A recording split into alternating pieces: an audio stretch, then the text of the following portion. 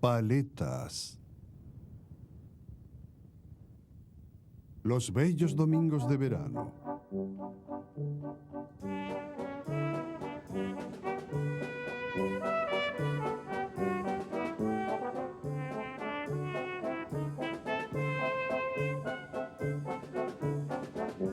El baile del Moulin de la Galette.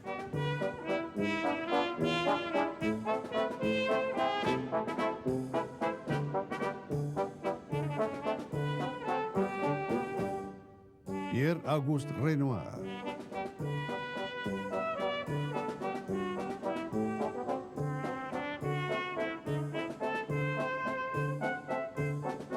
Museo d'Orsay, París.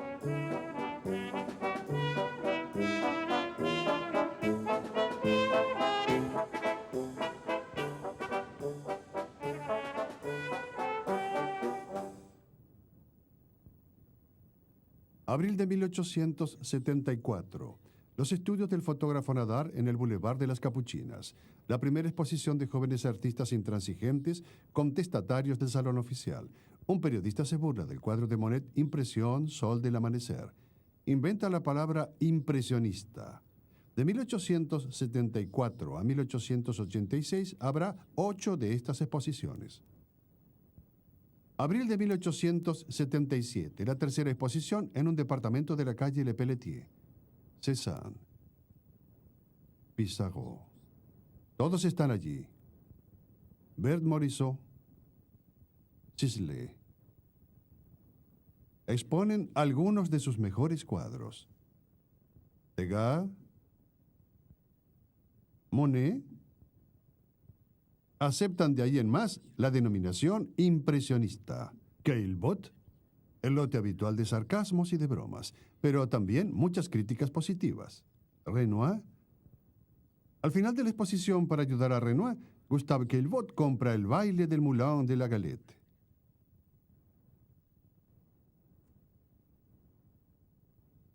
Muy adinerado, ya ha comprado muchos cuadros de sus amigos y piensa donar su colección al Estado.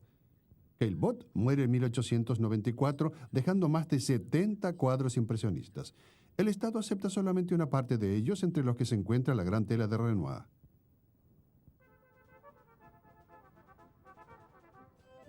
En primer plano, 2 bancos, una silla y una mesa. A la izquierda, en el primer banco, una mujer se inclina hacia una niña rubia. En el segundo banco está sentada una mujer joven con un vestido a rayas azules y blancas. Una tercera, de pie, apoya su mano derecha sobre el hombro de la joven y la otra sobre el respaldo del banco. A su izquierda, una mujer con un sombrero azul oscuro está sentada en el mismo banco. Frente a las 2 mujeres jóvenes, un hombre de espaldas está sentado de costado en una silla. Del otro lado de la mesa, 2 hombres jóvenes. Uno con galera negra, fuma en pipa. El otro, con un sombrero de paja, escribe. Levanta la vista hacia la mujer de pie.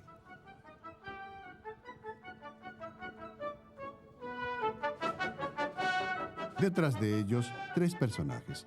Una mujer con un sombrero amarillo de paja con una cinta roja y 2 hombres. Uno también con un sombrero de paja y el otro con galera. A su izquierda, una mujer apoyada en un árbol. Del otro lado del árbol, con una mano en el tronco, un hombre con sombrero de paja le habla. Más allá del árbol, una mujer sentada gira la cabeza hacia el grupo del primer plano. Muy cerca de ella, una pareja baila. En el centro, una segunda pareja. En la parte delantera de la pista de baile, otra pareja más. A su izquierda, al fondo, una pareja sentada en un banco. Y en el extremo izquierdo del cuadro, una quinta pareja bailando.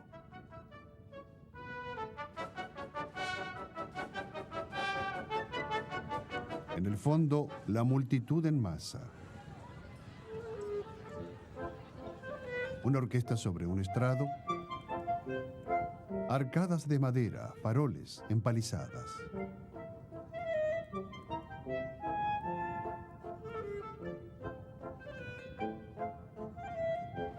El cuadro está firmado abajo, a la derecha, debajo de la mesa. Renoir.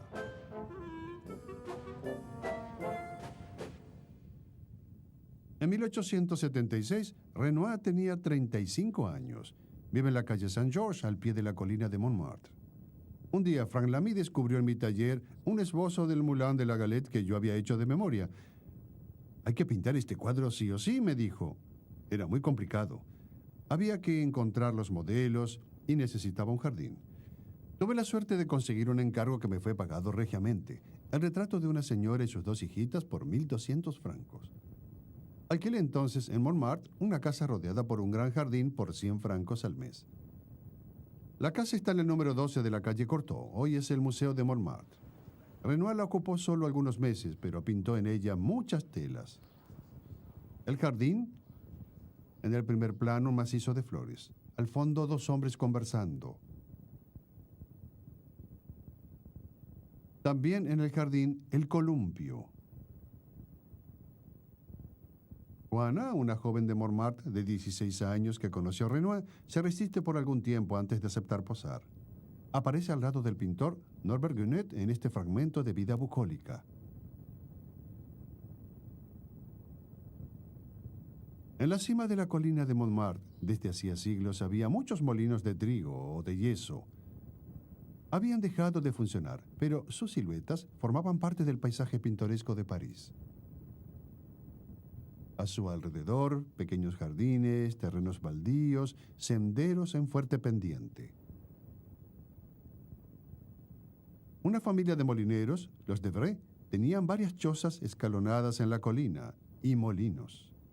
Un primer molino, el Radet, prensaba todavía a veces bulbos de iris para un perfumista. Otro, el Bluffin, ofrecía por 10 céntimos una vista excepcional del paisaje parisino.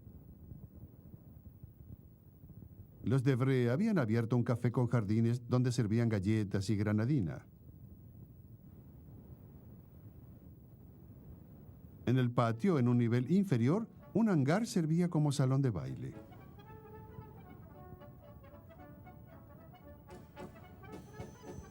Al conjunto se le había dado el nombre de Le Moulin de la Galette. En los meses cálidos, el estrado de la orquesta podía abrirse hacia el patio con acacias. Sus sillas rústicas, mesas y bancos pintados de verde rodeaban un espacio donde las parejas iban a bailar los domingos y feriados a partir de las 3 de la tarde. La iluminación a gas estaba asegurada por arañas y faroles que permitían prolongar la fiesta hasta la medianoche.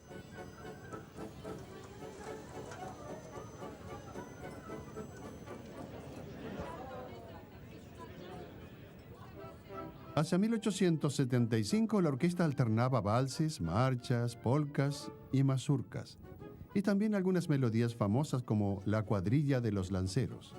Muy cerca de la medianoche, el popurrí final retomaba algunos números, una farándula y una galopa, junto con el cuplé del adiós. En aquella época el baile era frecuentado por gente simple de la colina de Montmartre o de los barrios circundantes.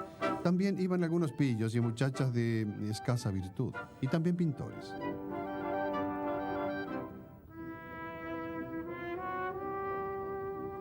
Tuve la suerte de encontrar en el Moulin de la Galette muchachas a quienes les encantaba posar, como por ejemplo las dos que están en el primer plano de mi cuadro. Juana, la del columpio, aparecerá en la tela con Estela, su hermana menor.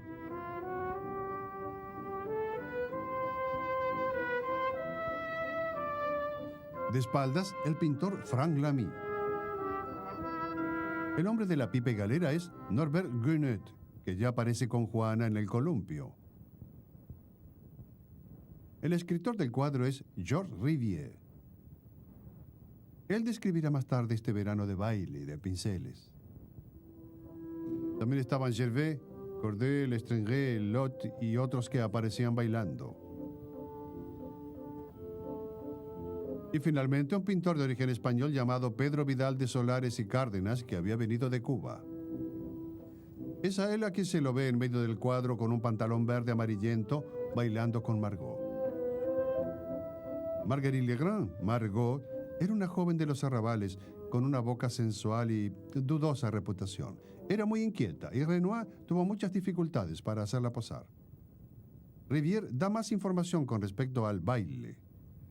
A esta tela la transportábamos todos los días de la calle Cordó al molino porque el cuadro fue pintado enteramente en el lugar. Esto tenía a veces sus inconvenientes. Cuando había viento, el gran marco amenazaba con salir volando como un bólido por encima de la colina. El cuadro mide 1,76 m por 1,32 m. Al hacer hincapié en esta anécdota, Rivière recuerda esa nueva exigencia de los pintores jóvenes. Como sus predecesores Corot, Boudin o Jonquin, quieren trabajar al aire libre, directamente sobre el motivo. De ahí en más, los vendedores de pinturas ponen a disposición de los pintores un material liviano y portátil. Renoir muestra entonces a su amigo Monet pintando en su jardín de Argenteuil. Con frecuencia los dos pintores se dedicaban a realizar sesiones conjuntas de pintura al aire libre. 1869, el balneario de la Grenouille, a orillas del Sena, en Croacia.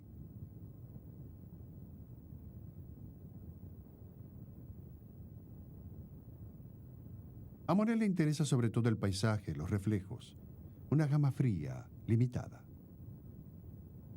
Tonos divididos en grandes pinceladas. Resultado, un contraluz contrastado, pero neto.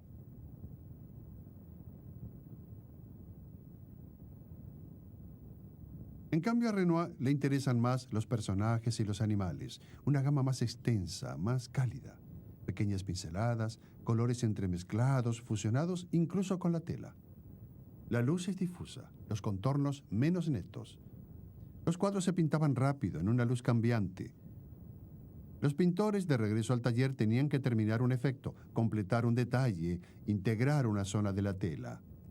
Esa era la razón por la cual la casa de la calle Cortot, con su jardín contiguo al taller, había seducido a Renoir. Las poses de los personajes del primer plano fueron, sin duda, trabajados en el jardín y retocados adentro. Renoir se va de la calle Cortot en octubre de 1876. Quizás termine el cuadro en la calle Saint-Georges algunos meses antes de la exposición de 1877. Hay una versión más pequeña del baile, de una tonalidad más clara. Parece que Renoir la pintó basándose en la grande para acceder a un pedido del coleccionista Victor Choquet.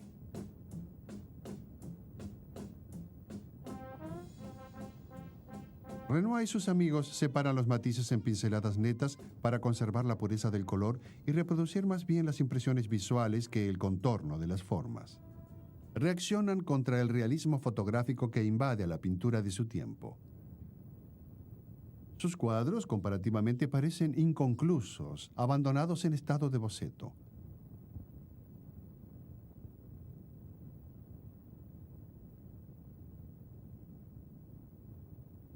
En el baile, Renoir va a llevar al extremo del paroxismo esta fragmentación de la forma con el hormigueo de las pinceladas.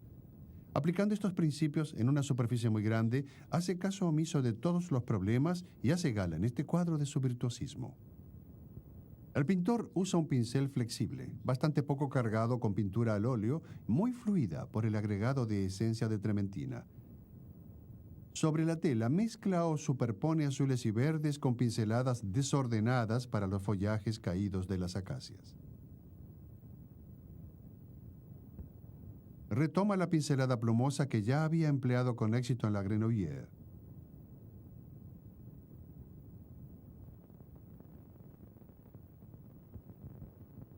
La gama de colores es voluntariamente limitada. El pintor descarta los colores terrosos. Algunos años después del baile, hace la lista de los únicos colores que necesita. Blanco de plata, amarillo de cromo, amarillo de Nápoles, ocre amarillo, tierra de siena natural, vermellón, laca roja, verde veronés, verde esmeralda, azul cobalto, azul de ultramar. No aparece el negro. En el palco abundaba el negro. En el baile, las superficies oscuras se logran con azules muy oscuros, mezclados a veces con negros.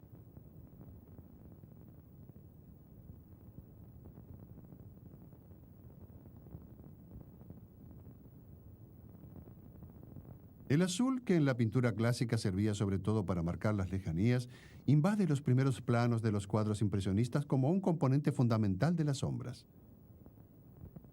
En el baile, visto de lejos, da la sensación de que predomina el azul malva, porque está pintado armonizando el rosa anaranjado de la luz solar con el azul de las sombras. Estos colores, presentes en el suelo, a los pies de los bailarines, se vuelven a encontrar muy evidentes en el primer plano, en el vestido a rayas de Estela. Algunas pinceladas de rojo y de naranja hacen vibrar el conjunto de esta armonía azul.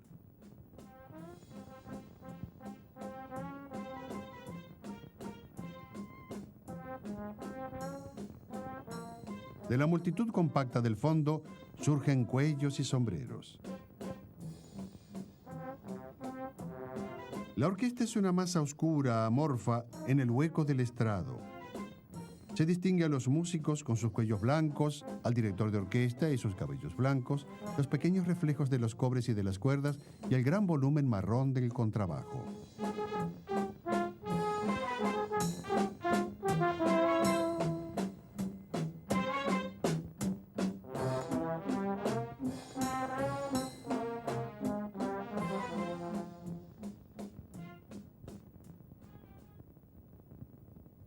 La cara de Juana está tratada de una manera muy dulce, con pinceladas unidas.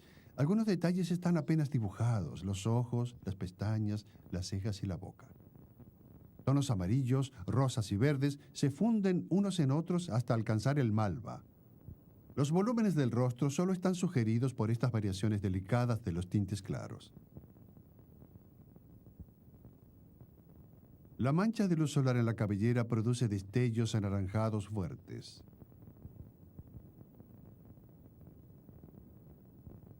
En el rostro de Estela, un rosa dominante más pronunciado contrasta con ligeras sombras verdes.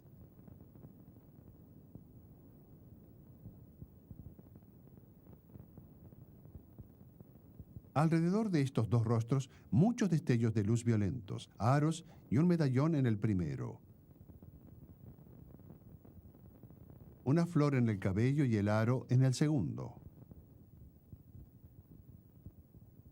Estos destellos, logrados por pequeños empastes, contrastan con las superficies lisas vecinas. Los relieves refuerzan la sensación de realidad.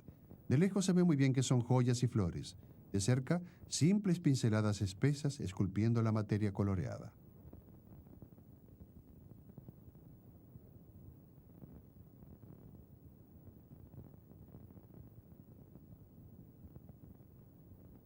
Todo el primer plano está iluminado por racimos de manchas de luz solar filtrándose a través de los follajes.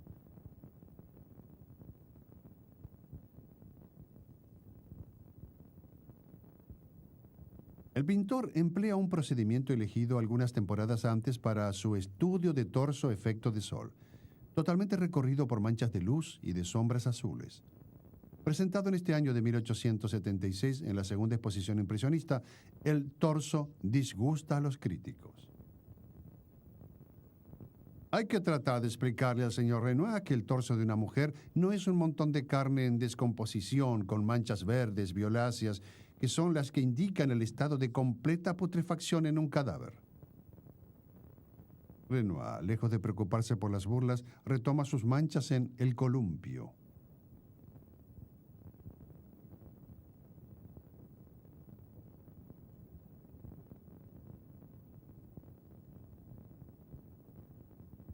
Y vuelve a comenzar con El baile. El pintor hace en él una especie de demostración de los poderes de la luz. Las manchas son todas distintas porque son producidas por un haz de luz predominantemente amarilla sobre superficies de muy diversos colores. Violetas y malvas en el saco azul negro o en los cabellos negros. Rosas en los rostros de los dos hombres de la mesa.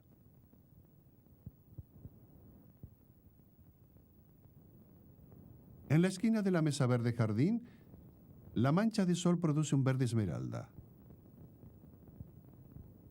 En el respaldo de la silla, exacerba el amarillo.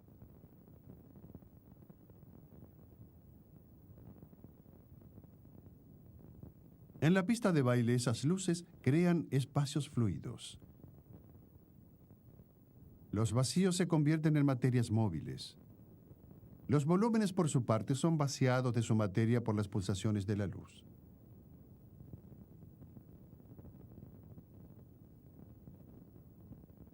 Finalmente, en la naturaleza muerta, la misma técnica de pinceladas espesas de las joyas, violentas relaciones de colores complementarios, rojo anaranjado y azul verdoso.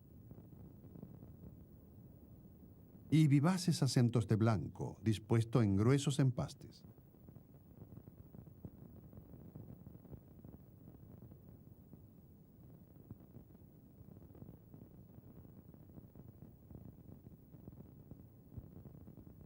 El espectador percibe más bien sensaciones coloreadas e impetuosas que imágenes bien definidas.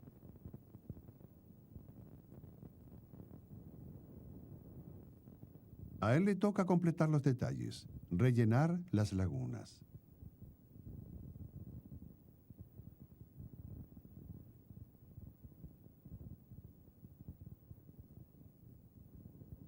El colgante de tela del estrado sugiere un vago punto de fuga en los follajes de fondo. La línea del horizonte está situada entonces muy alta. La escena está presentada como si estuviera vista por un espectador bastante próximo a los personajes del primer plano, pero ubicado mucho más alto que ellos. La explicación de esta rareza se encuentra en los grabados de la época. En el fondo de los jardines y al costado de la pista de baile, una escalera subía hacia el segundo molino y hacia la plataforma de la que se podía admirar París.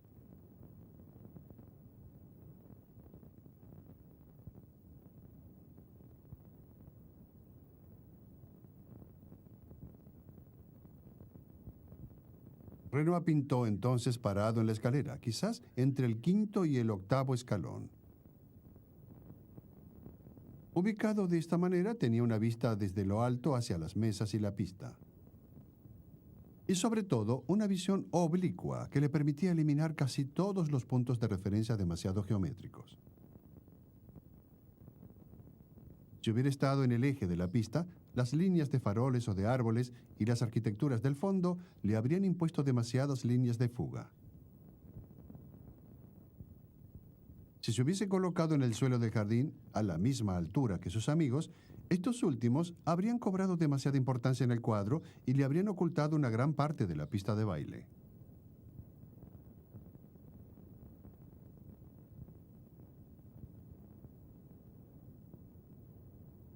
Para terminar de cerrar su composición, elige cortarla a la altura del techo de las construcciones que están frente a él y no mostrar el cielo.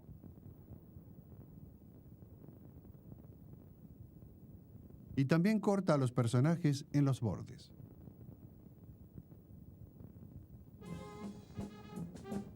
Esta forma apretada de enmarcar la escena, esta interferencia voluntaria entre los puntos de referencia y las formas, estas estratagemas ópticas fuerzan al espectador a realizar un verdadero trabajo con la mirada para comprender la escena y sus espacios.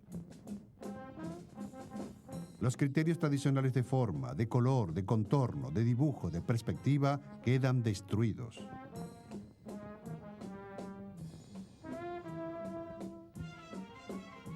Atormentado, agitado, indeciso, Renoir no siempre daba a la imagen de sus personajes despreocupados. Hasta llegará a quejarse de la imprecisión de su técnica y de su pincelada impresionista que no tardará en modificar.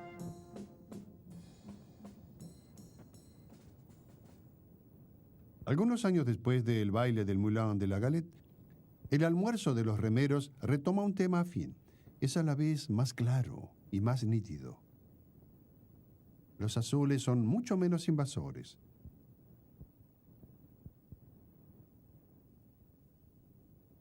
Renoir cambiará de estilo varias veces más todavía. Al instalarse a pintar en el Moulin de la Galette, Renoir se ubica en la tradición del Watteau de las fiestas galantes. La delicadeza melancólica del peregrinaje a la isla de Cítera anuncia los tornasoles del baile. Renoir había empezado como pintor de porcelanas con motivos del siglo XVIII. Seguía estando muy apegado a Watteau, a Boucher o a Fragonard.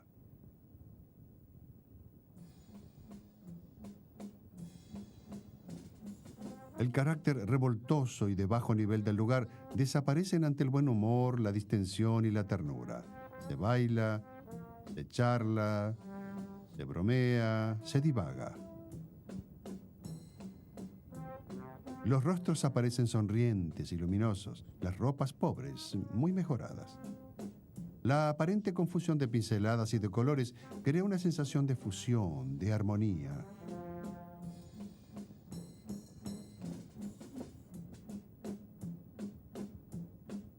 Como en Watteau, todos se parecen como participando de una especie de juventud ideal. Y los personajes están en su mayoría relacionados por el intercambio de miradas.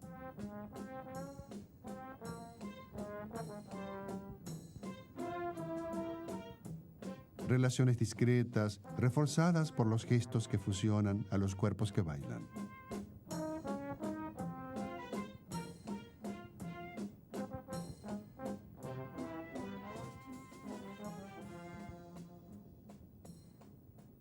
Ubicado en el centro de la tercera exposición impresionista, el baile parece pertenecer a esa misma corriente naturalista basada en la apología de la vida moderna o en los paisajes de París y de sus suburbios. Monet, su búsqueda de los misterios de la luz, elimina a los seres humanos. Caillebotte los devuelve a su soledad en medio de la multitud. Debats evoca más bien el lado sombrío de esta misma sociedad: vida nocturna, prostitución, alcoholismo. A diferencia de sus pintores amigos, Renoir se interesa más por las personas que por los nuevos decorados urbanos. Nacido en un medio de pequeños artesanos, no se fía de la cultura mecánica. Para el baile del Moulin de la Galette, eligió indudablemente un espacio ciudadano, pero con un clima todavía muy campesino. Y no quiere ni oír hablar de las miserias de la sociedad. Para mí, un cuadro tiene que ser algo amable, alegre y bonito. Sí, bonito. En la vida ya hay bastantes cosas fastidiosas como para que nosotros fabriquemos más. Como Watteau, Renoir crea un mundo idílico, parcialmente al margen de las preocupaciones de la época. Hace posar a sus pintores amigos junto a jóvenes trabajadoras y simula así una pequeña sociedad bohemia y armoniosa. Enmarca su cuadro de manera de eliminar la fealdad del decorado, las acacias sin hojas, el molino desvencijado, los jardines hirsutos, los terrenos baldíos invadidos por barracas y bordeados por casuchas semiderruidas.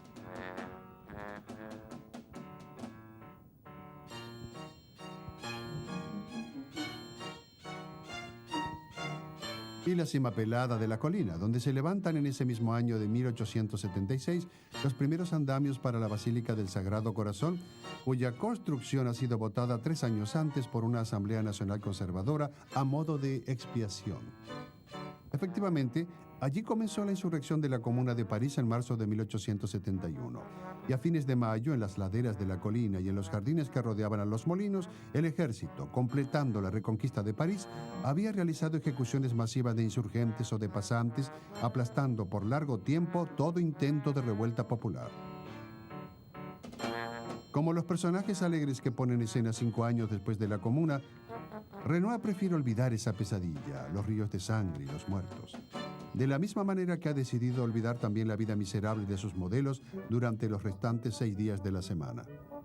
Renoir se olvida de la historia para contarnos otra historia en la que logra hacernos creer, porque ella nos remite a nuestra propia memoria, al pasado romántico, al recuerdo de haber sido jóvenes y despreocupados, sobre todo los lindos domingos de verano.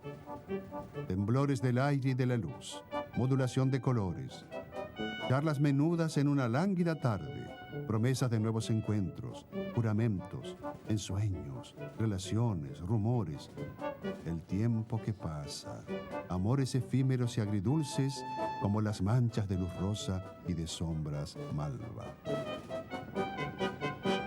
Bonsoir les amis, au revoir, c'est fini, c'est l'heure de rentrer sans plus tarder. Le bal est fini, mais demain sans souci, nous recommencerons la danse.